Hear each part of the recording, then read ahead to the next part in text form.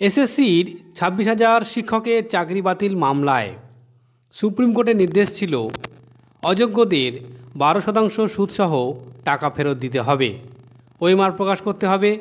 এ নিয়ে এখনও পর্যন্ত কোনো পদক্ষেপ করা হয়নি। তা নিয়ে আইনজীবীরা কলকাতা হাইকোর্টের দ্বারস্থ হয়েছিলেন। সে বিষয়ে কি বলেছে কলকাতা হাইকোর্ট, চলুন বন্ধুরা দেখে নেওয়া যাক। হাইকোর্ট বলেছে, বিচারপতি দেবাংশু বসাকের ডিভিশন বেঞ্চে এসএসসি সংক্রান্ত মামলার শুনানি শেষ হয়েছে, তবে রায়দান স্থগিত রেখেছে উচ্চ আদালত। এদিন মামলা শুনানিতে আদালতে ঝোড়ো সওয়াল করেন শিক্ষা দপ্তরের পক্ষের আইনজীবী কল্যাণ বন্দ্যোপাধ্যায়।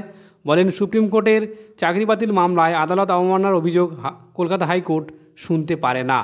এতে সুপ্রিম কোর্টের এখতিয়ার নিয়ে প্রশ্ন উঠতে পারে। এদিকে পাল্টা আদালতে বঞ্চিত চাকরিপ্রার্থীদের আইনজীবী বিকাশ রঞ্জন ভট্টাচার্য বলেন, হাইকোর্ট অবশ্যই আদালত অবমাননার মামলা শুনতে পারে, সেই এখতিয়ার উচ্চ আদালতের। উল্লেখযোগ্য, চাকরি বাতিল এবং বেতন ফেরতের বিষয়ে সরকার পদক্ষেপ না করায় শিক্ষা দপ্তর এবং এসএসসির বিরুদ্ধে সম্প্রতি কলকাতা হাইকোর্টে আদালত অবমাননার মামলা দায়ের করেছেন বঞ্চিত চাকরিপ্রার্থীদের আইনজীবীরা।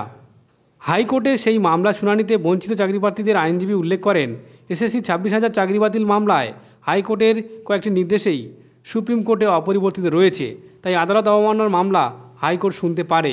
এদিকে সেই মামলা বিচারপতি দেবাংশু বসাক এবং বিচারপতি মোহাম্মদ সাব্বার রশিদির ডিভিশন বেঞ্চে উঠলেও পাল্টা হাইকোর্টের অবমাননার মামলা শুনতে পারে কিনা সে বিষয়ে প্রশ্ন তোলা হয় কমিশনের তরফে। বলা হয়, এই সংক্রান্ত মামলা সুপ্রিম কোর্টে বিচারাধীন, তাই মামলা করতে হলে মামলাকারীদের সুপ্রিম কোর্টে যেতে হবে।